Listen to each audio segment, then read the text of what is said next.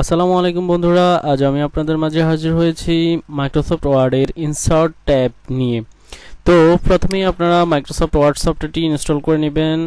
আমি একটি নতুন ট্যাব নিয়ে নতুন ডকুমেন্ট নিয়ে নিলাম এবং ইনসার্ট অপশনে ক্লিক করবেন। ইনসার্ট অপশনে ক্লিক করলে প্রথমে পেজেস যে ট্যাবটা আছে সেখানে কভার পেজ নামক আপনারা ট্যাগ একটি ইন্টারফেস দেখতে পারবেন। সেখানে দেখুন আপনাদের বাসা বাড়িতে নিশ্চয়ই বই কিংবা ডায়েরি এগুলো থাকে বা অন্যান্য জিনিসগুলা, সেখানে একটা কভার পেজ থাকে। যেমন আপনার প্রত্যেকটা বইয়ের উপরে কিন্তু একটা কভার পেজ থাকে।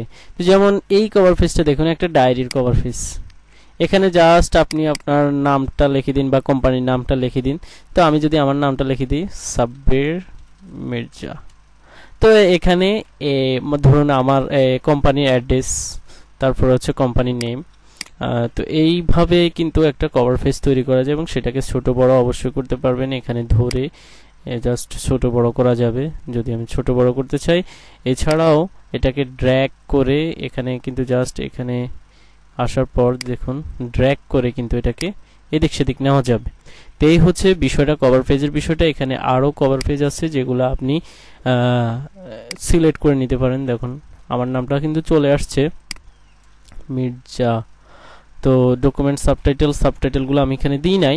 তো এইভাবে আপনি কিন্তু কভার পেজ নিতে পারেন এবং পরবর্তীতে আপনার বাকি যে লেখাগুলো আছে সেই লেখাগুলো লিখতে পারেন। এই ক্ষেত্রে কিন্তু আপনার লেখাটা আরও অ্যাট্রাকটিভ লাগবে।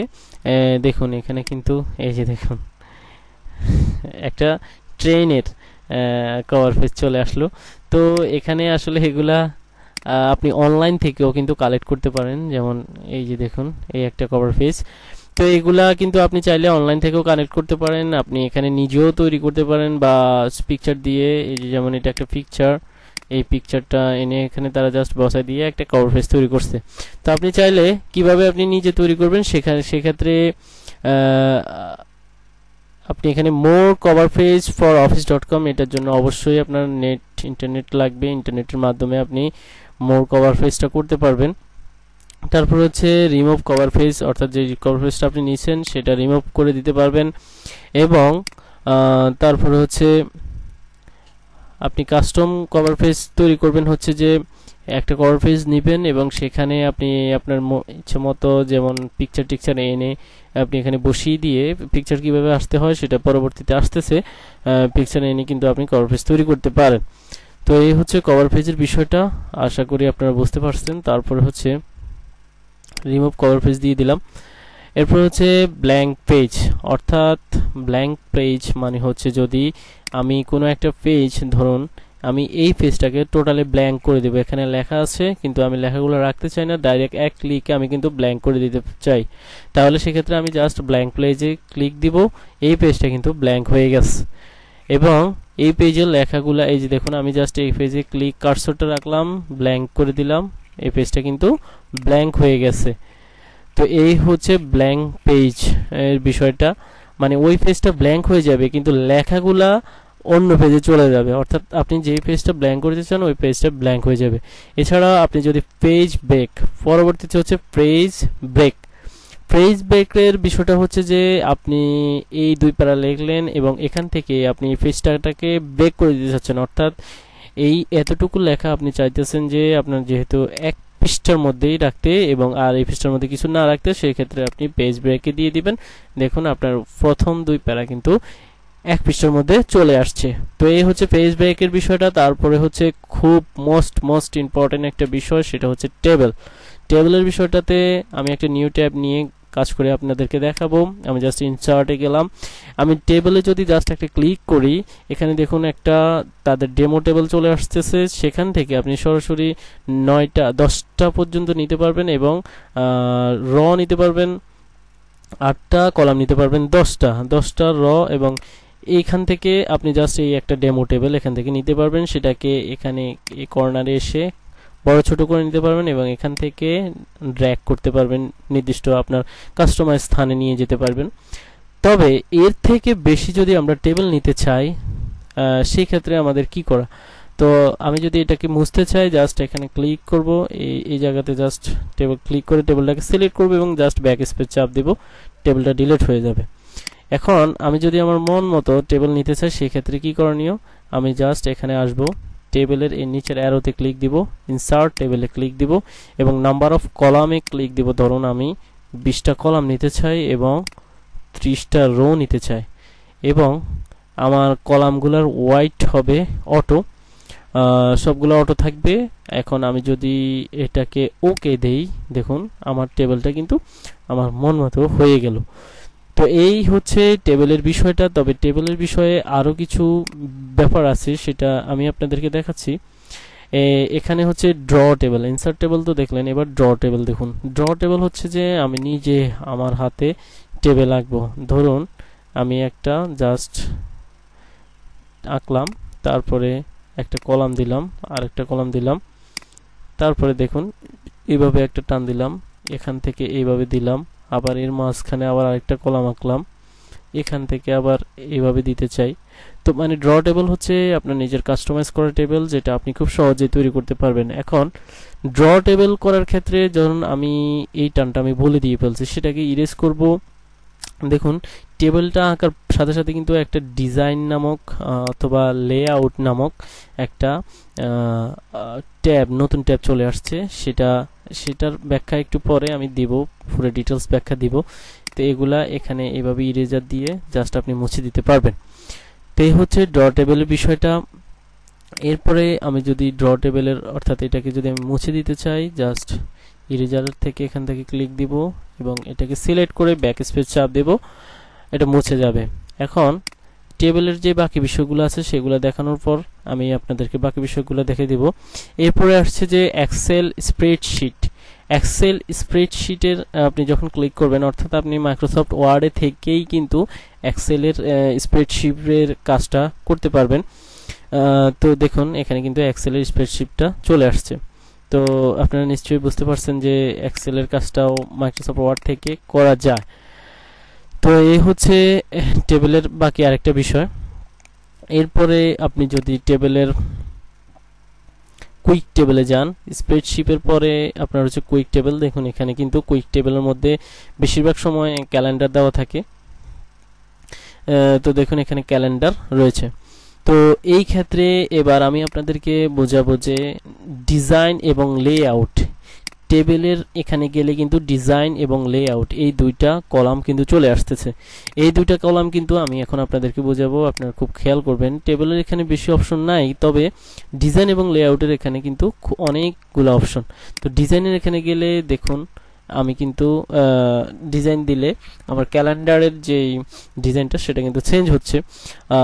বেসিক্যালি আমাদের যে আমরা যে ক্যালেন্ডারগুলো দেখি সেগুলো বেশিরভাগ ক্ষেত্রে দেখা যায় যে মাইক্রোসফট ওয়ার্ডেই তৈরি করা হয়, আবার অনেক ক্ষেত্রে ডিজাইনিং সফটওয়্যার দ্বারাও তৈরি করা হয়। তো এখানে এই ডিজাইনগুলো আপনারা এইভাবে চেঞ্জ করতে পারবেন। তারপরে হচ্ছে যে শেড কালারগুলো আপনারা কিন্তু চাইলে চেঞ্জ করতে পারবেন। দেখুন ব্যাকগ্রাউন্ড কালারটা চেঞ্জ হচ্ছে, বর্ডার স্টাইলটা আপনি চাইলে ডবল দিয়েও করতে পারেন। এছাড়াও আপনি প্যান কালার, এই যে একটা ফ্যান আসছে, ফ্যানের যে কালারটা সেটাও দিতে পারেন। সেটা যদি আমি ধরুন নীল দেই এবং আঁকি, দেখুন আমার কিন্তু এখানে ডবল স্টাইল আসছে, আবার ফ্যান কালারও দিচ্ছি, আবার সেটার ডবল স্টাইলের যে ইয়েটা সেটাও দেখুন।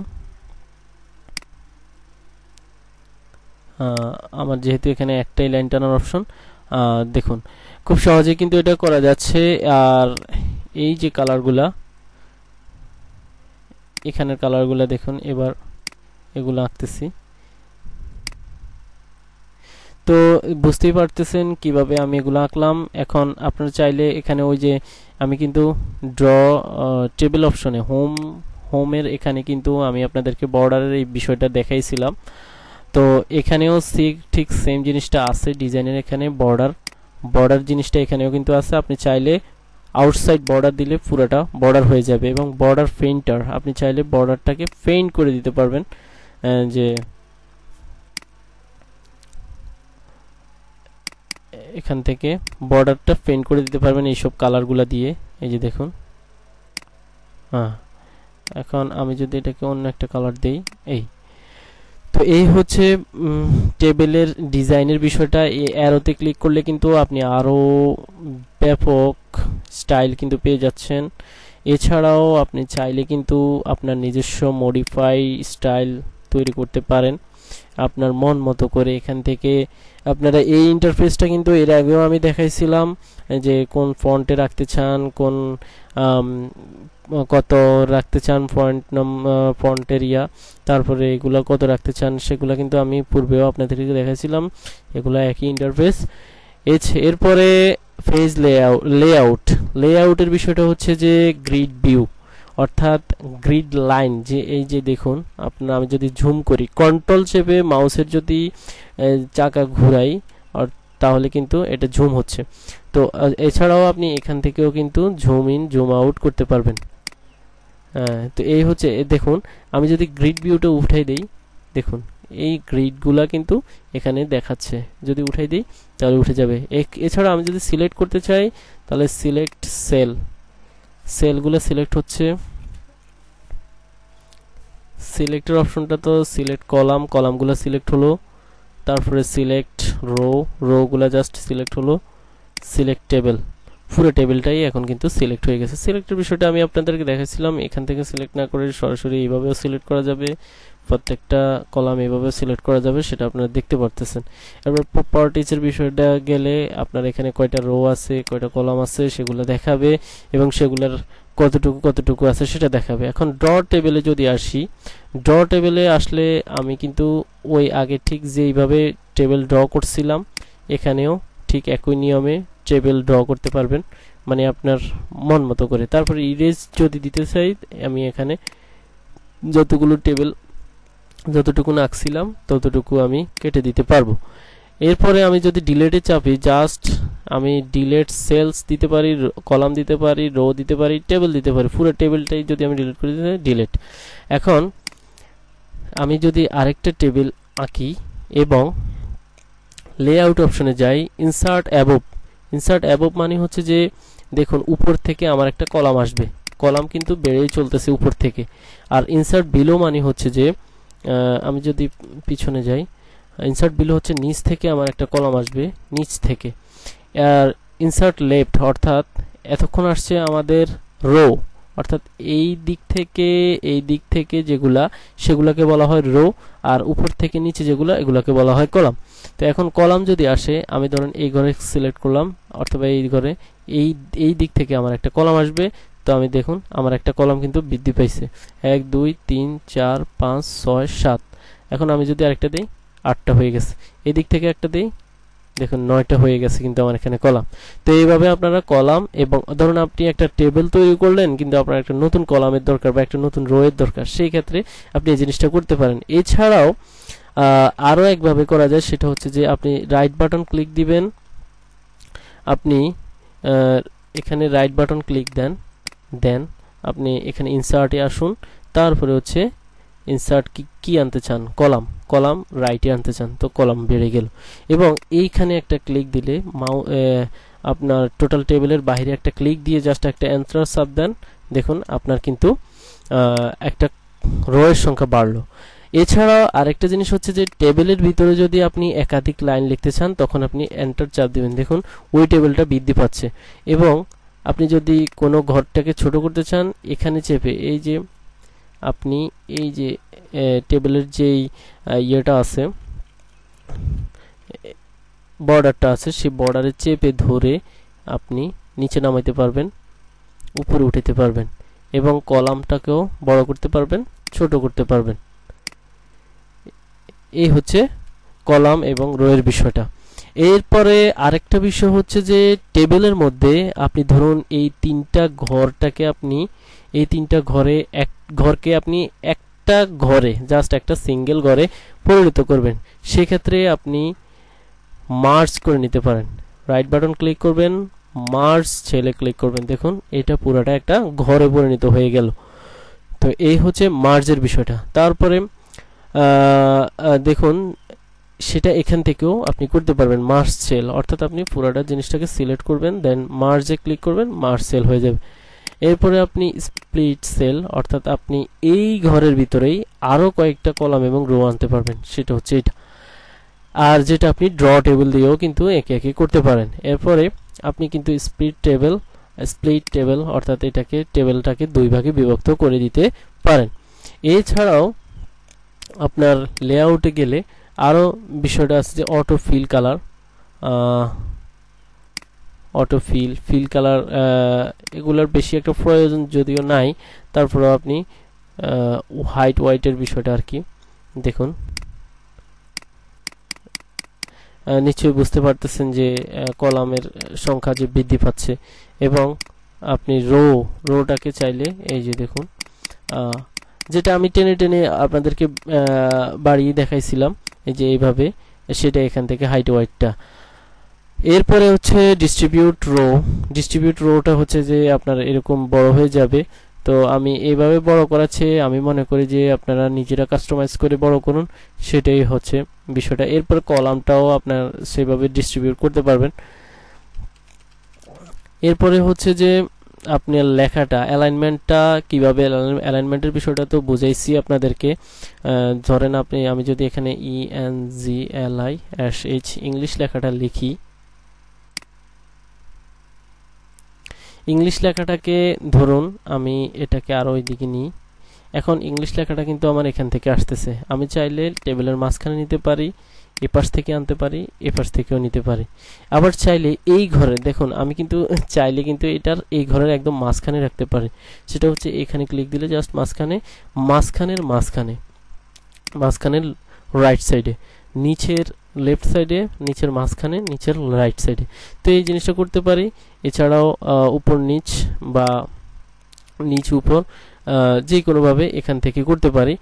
এছাড়াও তো সেল মার্জিনগুলো কিভাবে হবে সেটা এখানে আছে, তো নিশ্চয়ই বুঝতে পারছেন। তারপরে হচ্ছে শর্ট, অর্থাৎ উপরেরটা নিচে, নিচেরটা উপরে, সেটা এর আগে আপনাদেরকে দেখাইছিলাম অ্যাসেন্ডিং ডিসেন্ডিং এর বিষয়টা, সেটা এখান থেকে করে নেবেন। তো এখানে যদি কোনো কিছু থাকে যে কনভার্ট টু টেক্সট, অর্থাৎ কোনো অন্য লেখা থাকে পিডিএফ থেকে টেক্সটে, এটাতে পুনরুপ করবেন। তারপরে হচ্ছে ফর্মুলা মানে হচ্ছে যে আপনার যোগ বিয়োগ করা, ফর্মুলার বিষয়টা সামনে আসতেছে, সেটা সেখানে দেখাবো। তো এই গেল টেবিলের সম্পূর্ণ ডিটেলস বিষয়টা, আপনারা নিশ্চয়ই বুঝতে পারছেন। এরপরে টেবিলের যে অপশনটা, এরপরে হচ্ছে শেপসের অপশন নিয়েও অনেক কাজ আছে, সেটা আপনাদেরকে পরবর্তীতে ভিডিও দেখাবো। ভিডিওটি ভালো লাগলে অবশ্যই লাইক করবেন, কমেন্ট করবেন এবং শেয়ার করবেন। আশা করছি আপনাদের যদি কিছু হলেও উপকার হয়। আমার ভিডিওগুলা আপনারা কন্টিনিউ দেখবেন। তো আজকের ভিডিওতে এই পর্যন্তই। আল্লাহ হাফিজ।